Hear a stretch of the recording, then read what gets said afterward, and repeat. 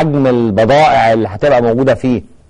تمام يا فندم. اولا لو تأذن انا محتاج اشكرك كاعلامي محترم، وانا بقول الكلام ده من قلبي. الله يخليك. لان انت مهتم بقضيه تنمويه. في ناس بتنشغل بالليل على حاجات موضوعات تافهه يعني لا تفيد المواطن بشيء، فانا محتاج بالفعل لازم اشكرك. لان ده موضوع في غايه الخطوره بالنسبه للشباب اللي بيبحث عن فرصه عمل، اللي بيبحث عن مشروع. لاول مره نخرج منتجات الهيئه العربيه للتصنيع ووزاره الانتاج الحربي خارج القاهره، خارج مصانعهم. فقلنا نعمل معرض في مدينه الزقازيق، في استاد مدينه الزقازيق، لمنتجات هاتين الهيئتين العظيمتين. فقلنا الشباب احنا كما تعلم حضرتك شبابنا عايز يعمل مشروع، عايز يعمل نشاط، في معدات تصلح كمشروع صغير او مشروع متوسط. سياره مثلا متنقله لبيع الخضروات بشكل راقي جدا، وغيره وغيره. المنتجات حتى اللمبات الموفره، ممكن يبقى الشخص الشاب بدل ما يروح يدور على توك توك يركبه، يعمل مشروع ياخد زي توكيل في المكان اللي هو فيه لتوزيع هذه المنتجات. فانا عندي معروضات بما فيها اساس خشبي بسعر التكلفه وبالتقسيط للشباب.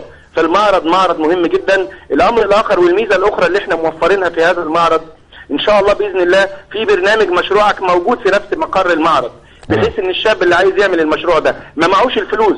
شوف لغايه فين يا استاذ ممتاز؟ ما معهوش الفلوس. شوف المعده اللي انت عايزها وبرنامج مشروعك هيمولك. وموجود مسؤول البنك الاهلي ومسؤول بنك مصر ومسؤول بنك التنميه والتنميه الزراعي خلال فتره المعرض على مدار اسبوعين ان شاء الله بدلا من الغد.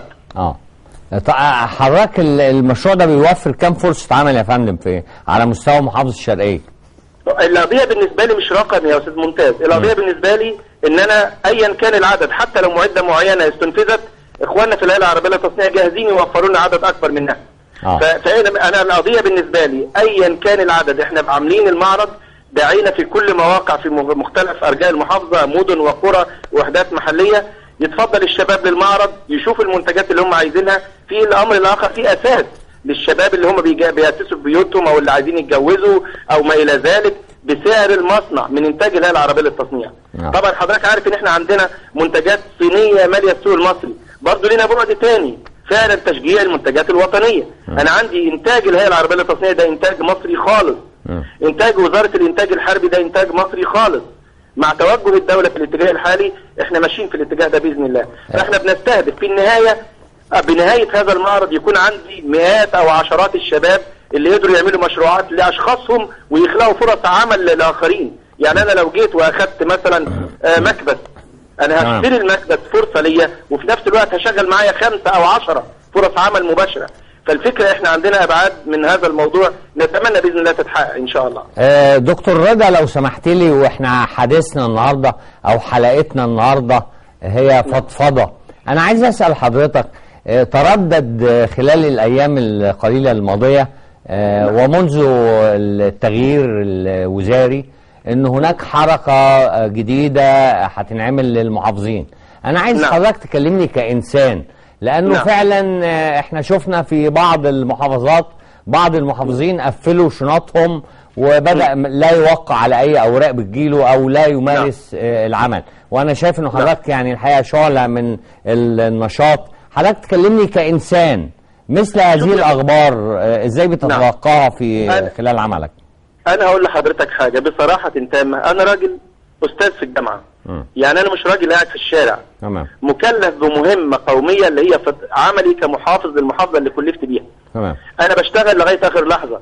والله انتهى هذا الامر وعدت لجامعتي، ما هو لابد من نهايه يا استاذ ممتاز.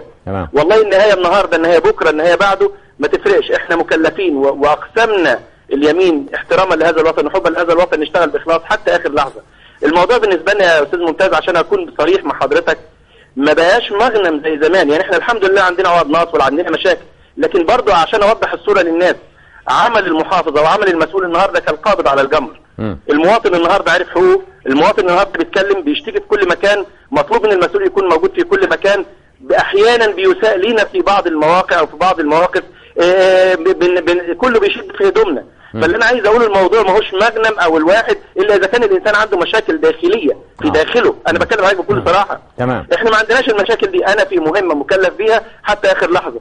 اعلن ان احنا هنرجع لجامعتنا. انا شخصيا والله بقولها دايما، احسن مكان بجد نفسي فيه هو المدرج، المحاضره، الجامعه. وبالتالي انا مكلف بمهمه حتى اخر لحظه. نتوكل على الله. سلام عليكم. سلام عليكم. مفيش اي مشكله خالص يعني. تسلم دكتور رضا عبد السلام محافظ الشرقيه. الف